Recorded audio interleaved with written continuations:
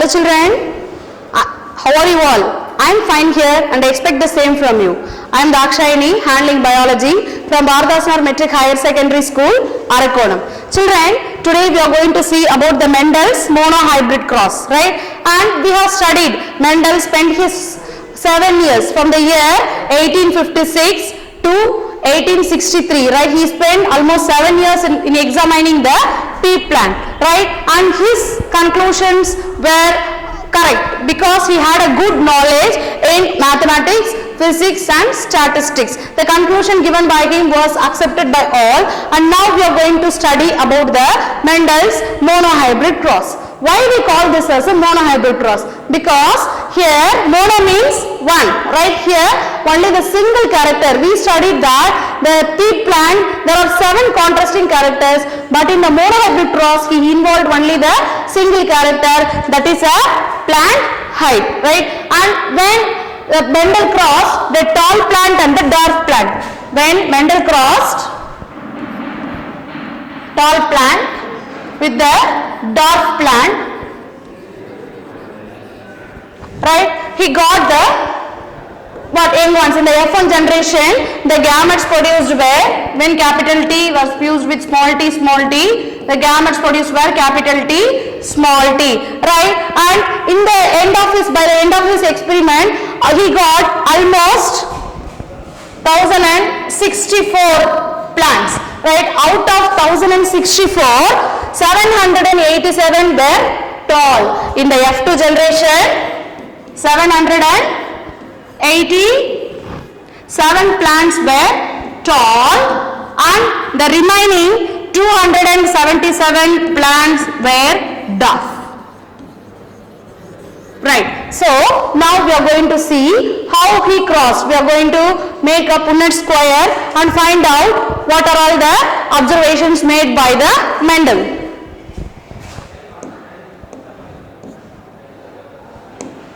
Now we are going to make the Mendel's monohybrid cross, and before going to the monohybrid cross we have to study some of the definitions, right? The first one is about the phenotype. What is a phenotype, children? Phenotype, it is a external character, the morphological, the physical feature, appearance, we call it as a phenotype. Tall, dwarf, axial. By seeing the morphology, we can say it as a phenotype. And another one character is a genotype. Genotype, it is a genetic composition of the plant, right? So by the end of this monohybrid cross, we are going to find out the phenotypic and the genotypic ratio. So now we shall go into the cross. In the monohybrid cross, Mendel crossed the tall plant, a pure breeding tall plant with the pure breeding dwarf plant, right? And the tall plant produced the gametes capital T into small t, right? And what are all the gametes produced in the F1 generation, children? Right? That is capital T, small t and capital T, small t. And next he self-crossed the F1 generation, that is with the help of the Punnett square, right? It was named after the person Punnett. So now we are going to self-cross by using a Punnett square.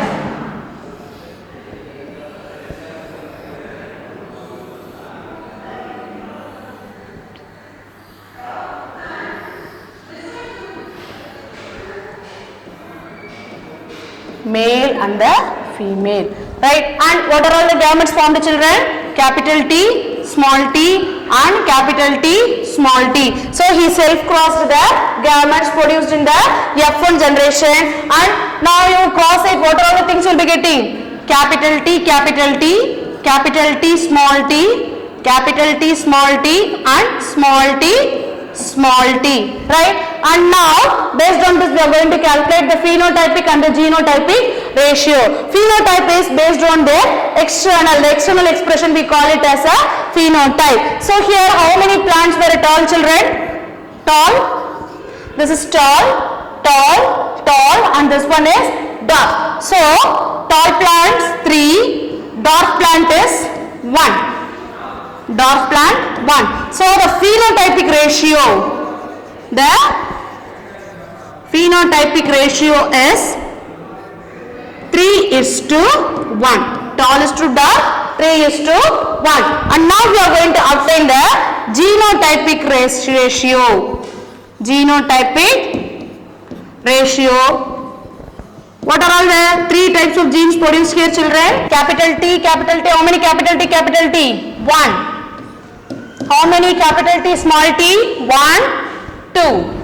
2. And small t, 1. So the genotypic ratio is 1:2:1, and the phenotypic ratio is 3:1. So children, from this it's an important question, 5 mark question. Explain the Mendel monohybrid cross with the help of the Punnett square, or they may ask a 1 mark question from it. Right, what is a phenotypic ratio and what is a genotypic ratio? Now I will ask you some questions, children. Arvind, just answer my question. What is a genotypic ratio? Yes, very good. 1:3:1. Right. Okay, children. Now we are going to see about the reciprocal cross. Reciprocal cross in its sense, we are going to cross the gametes. In the first experiment, we are going to take a female, the tall plant from the female, and the pollen grains are obtained from the dwarf plant. Understood, children? The female gamete is obtained from the tall plant and the male gamete pollen grain is obtained from the dwarf plant. Now after crossing this, what will be the result? For example, when Mendel crossed this plant, he got all the plants are tall. All are tall because after crossing capital T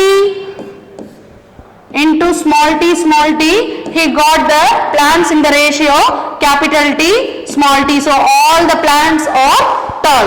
And he reversed, in the next experiment he reversed, that is the female gamete is produced by the dwarf plant and the male gamete is produced by the tall plant. After crossing this also, Mendel got the plant, after crossing tall and dwarf plant, he got the capital T, small t only. And here, what is the experiment of this result? All the plants are tall. So when he reversed also, a conclusion of the experiment did not change. So we can conclude that the Mendel's cross is sex independent. It does not depend on the sex of the plant. So this is the reciprocal cross.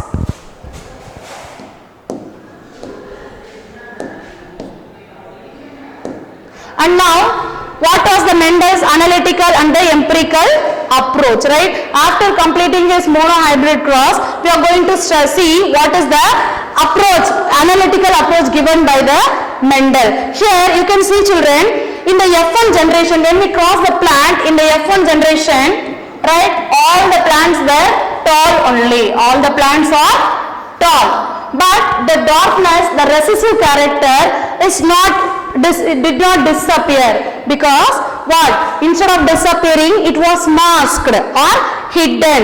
How we can say it is hidden? Because the character again appeared in the F2 generation, right? Because what is the result we got in F2 generation? 3 plants are tall and 1 plant is dwarf, right? So in his conclusion, the recessive character of the plant does not disappear. What happens? It is masked, but it is again reappeared in the F2 generation. And here the Mendel's analytical approach is very true, and it was outstanding in the scientific experiment. And here, what is an empirical approach? Here the Mendel experiments were well planned, right?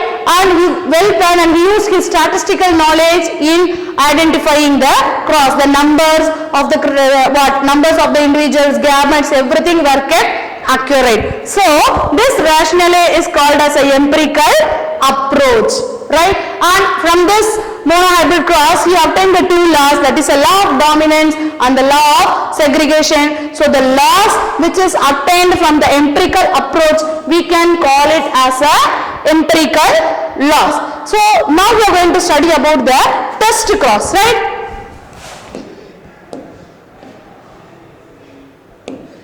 So what is a test cross, children?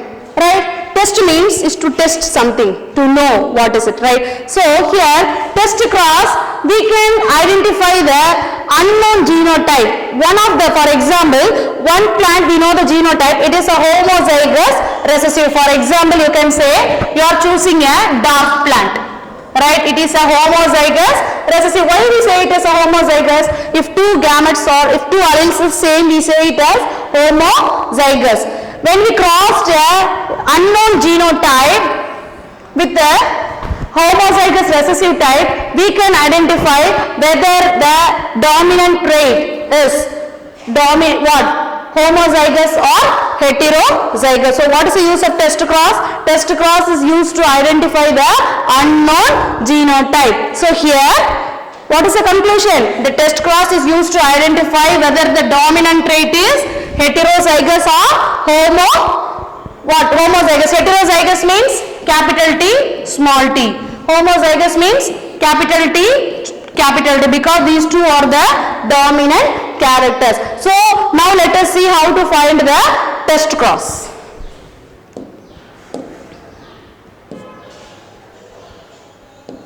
So now if homozygous tall, right? What will happen if it is homozygous tall, right? You choose, it should be crossed with the recessive, homozygous recessive. It is a dwarf plant, right? Homozygous recessive. And if it is homozygous tall, for example, capital T, capital T. When you cross it, what will be the gamete, children? Capital T, small t, capital T, small t. Right? Here, what is the result? And again, what happens? Here, what is the dominant character here? All the plants are tall. All the plants are tall. If the dominant trait is expressed, right, we can say the tallness, capital T, the unknown genotype is the tallness, right? Capital T is the unknown genotype. It is a homozygous. So if heterozygous tall, capital T, small t, when crossed with the homozygous recessive, that is small t. Now after crossing, what we get, children? We get capital T, small t, small t. So we get one tall plant and one dwarf plant, right? If the plants are obtained in this way, we can say the plant of the dominant character is heterozygous. So far, what are the things we discussed, children? We discussed about the Mendel's monohybrid cross, reciprocal cross, test cross. What happens if the dominant is homozygous and what happens if the dominant is heterozygous. So with this session comes to an end, children. Make a Punnett score in your notebook and calculate the values and write the genotypic and the phenotypic value and go through the study material, question bank and assessment attached with this topic. Thank you, children. Have a nice day.